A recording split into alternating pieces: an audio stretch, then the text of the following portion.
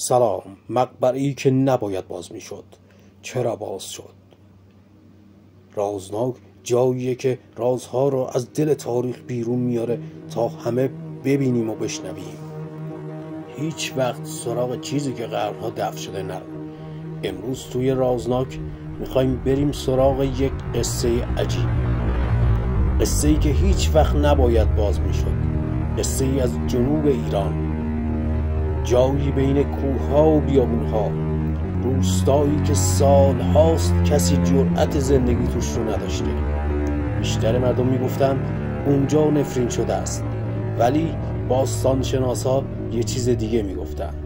چند سال پیش تیمی از باستانشناسا تصمیم گرفتن توی این منطقه حفاری بکنن. اونا دنبال آثار باستانی بودن، ولی چیزی که پیدا کردن هیچ شباهتی به آثار تاریخی معمولی نداشت. اونا یه مقبره قدیمی رسیدن، یه سنگ بزرگ سیاه رنگ که هیچ شباهتی به معماری محل نداشت. روی سنگ نقش‌هایی بود که هیچ کس نمیتونست بخونه و زبونی که تا حالا هیچ باستانشناسی اونو نشناخته. توی مردهای روستا التماس میکردن که کاریش نکنن. میگفتن این مقبره مال آدمی نیست و باز کردن اون یعنی باز کردن در دنیای دیگه.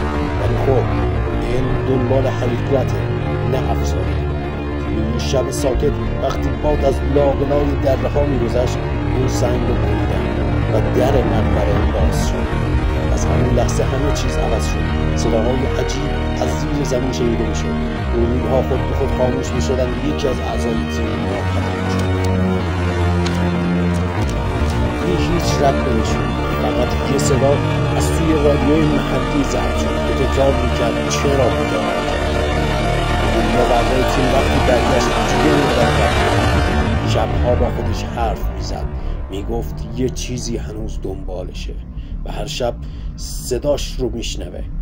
پزشکا میگفتن که اون دچار اختلال روانی شده، ولی یه ریش سفید قدیمی گفت اونا یه چیزی رو بیدار کردن، چیزی که 1000 سال خوابیده بوده تا کسی پیداش نکنه.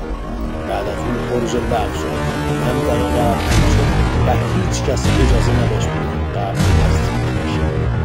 اما هنوز اگر شبها گوش میدید صدای زمزمه هایی از دل خاک میاد، زمزمه که ایران کسی داره صحبت میکنه. آیا واقعا یه چیزی اونجاست؟ آیا این نیروی ناشناخته داره مراقبت از اون قبر رو انجام میده؟ فقط یه داستانه که ذهن ما ساخته.